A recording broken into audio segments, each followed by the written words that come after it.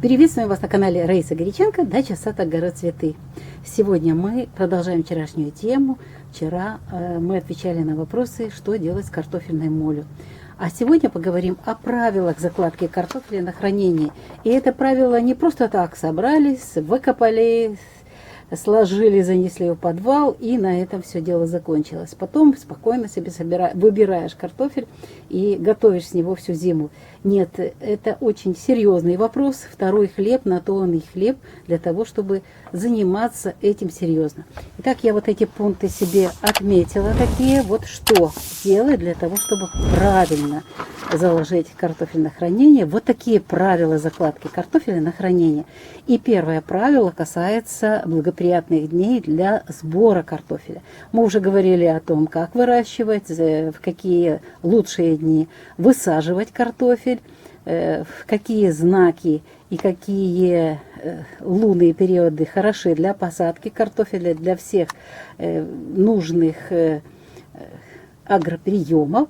А сегодня мы поговорим о том, когда собирать. А собирать в благоприятные дни стихии воздуха, огня и земли. Кстати, ежемесячно мы календари эти публикуем и выставляем на канале YouTube и в социальных сетях. Так что эта информация всегда в доступной форме каждому, кто пожелает. Почему так важно собирать благоприятные дни? Если собирать в дни, допустим, скорпиона, то картофель быстро сгниет. И в этот период просто очень много влаги находится в картофеле. И есть и другие дни, но об этом, снова же говорю, вам не надо сильно много изучать этот вопрос. У нас есть видео. И с 2013 года у нас в соцсетях с нами очень много подписчиков, и мы вместе получаем хорошие результаты. И 2 года уже на канале YouTube. Следующий важный этап, правило, это подготовка хранилища. Любое, как бы оно ни называлось, это хранилище должно также быть проветрено, высушено, стены побелены. Ну и если нет возможности побелить, хотя бы раствором соды проработать. Вот следующий пункт, кстати, они взаимосвязаны, подготовка тары. И вот что я делаю?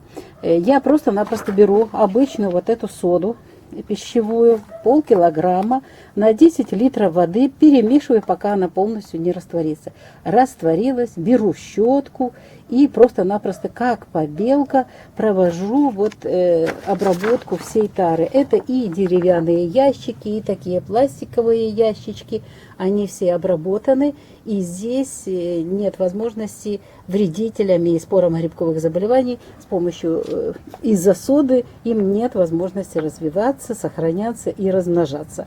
Вот это очень важные 2-й и 3-й пункт. Ну а теперь еще не менее важные все правила, все пункты очень важны.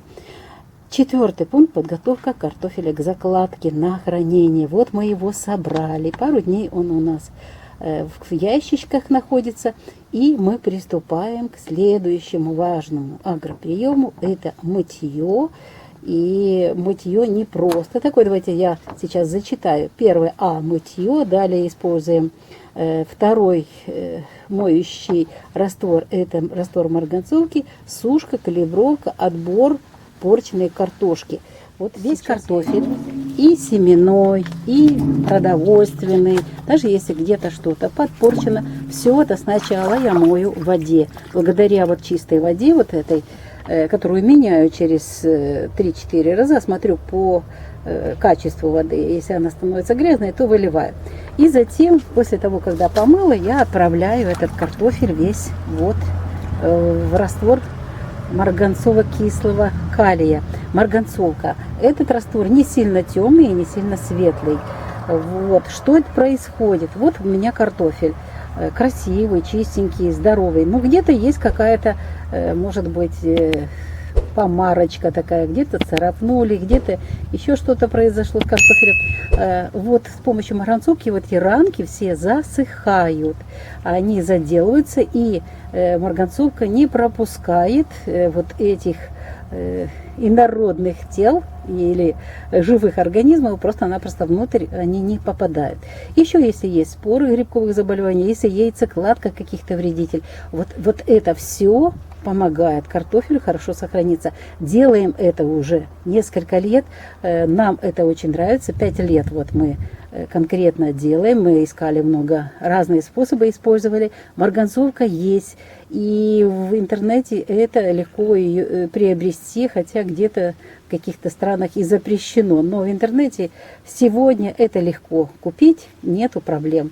Итак, марганцово-кислый раствор, затем я провожу, вытягиваю минуту оно, вот свежий раствор минута, а уже чем дальше, тем больше, там 1,5 до 2 минут растворе находится этот картофель, вытягиваю его и размещаю вот в такие ящички, они находятся на весу, потому что должны высохнуть хорошенько картофелины. И затем уже, когда все высохнет и охладится картофель, только тогда мы заносим этот картофель в хранилище. Не называя точно там подвал, у кого разные помещения, это не имеет значения. Ну и плавно перехожу к 5-му пункту, 5-му правилу, это температура. Температура воздуха, воды и температура картофеля не должны быть разными, резкими, контрастными. Почему? Потому что если картофель, допустим, горячий или вода горячая, картофель холодный, это уже стресс для картофеля. Поэтому я стараюсь воду, температура воздуха, она у меня нагревается, температура воздуха, температура воды одинаковая, ну и картофель храним тоже в тени или в помещении, где температуры не очень разнятся с температурой воздуха и воды. Далее, когда уже заложили картофель на хранение в ящики, ящики обработаны, это не значит, что можно успокоиться и сюда не заходить. 6-е правило. Нужно постоянно инспектировать хранилище. Обязательно инспектировать хранилище, потому что вдруг что-то с улицы где-то залетело, что-то, а такое иногда бывает, поэтому нужно всегда следить за этим вопросом. Но и внимание второму хлебу должно быть всегда. Открывать в помещение это, охлаждать для того, чтобы не было там жарко. Уже следить за температурой, которая должна быть постоянной для хранения картофеля. Ну и на этом не заканчивается урожай наш. Почему? Потому что затем мы должны сразу же, после того, когда мы собрали урожай, мы должны, 7-е правило, мы готовиться должны к следующему сезону, поэтому обработка почвы после сбора урожая, сидираты и очень хорошо масляничную редьку и горчицу. Они тоже отгоняют часть вредителей, убирают их, создают такие вот с помощью своих эфирных масел и этих ароматов, создают условия невыносимые для того, чтобы там размножались, жили, размножались споры грибковых различных заболеваний, а также и вредителям это не нравится. Ну и еще один момент. Я вот такую ровненькую, красивую картошечку, вот сейчас она у меня подсыхает вечером. Если я где-то нашла вот какое-то повреждение, хотя там марганцовка была, этот картофель откладывается в ящик, из которого будет браться картофель для питания сейчас, в первую очередь. Ну а весь хороший картофель будет в поздний период, более поздний период будет использоваться для питания. И сразу же отделяем семенной картофель, вот отдельно в ящичке, тоже его слаживаем. То есть вот делаем такую сортировку, калибровку, отбор порчены и закладываем только здоровый картофель и, естественно, тот, что будет храниться. Я ответила на ваши вопросы, которые касались правильной закладки картофеля на хранение. Ни одного пункта нету второстепенного. Все очень важно. Картофель наш второй хлеб, и нужно его сохранить. Что мы и стараемся делать. И вот эти способы и подходы, методы различные, это уже испытано годами.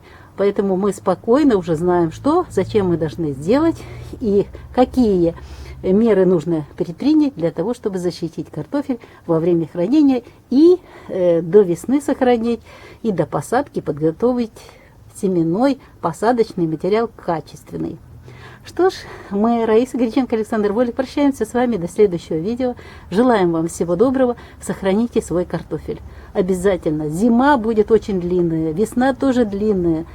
Погода меняется, все меняется, и нам нужно быть с урожаем, нам нужно быть со вторым хлебом. Всего самого доброго. До новых встреч в новых видео.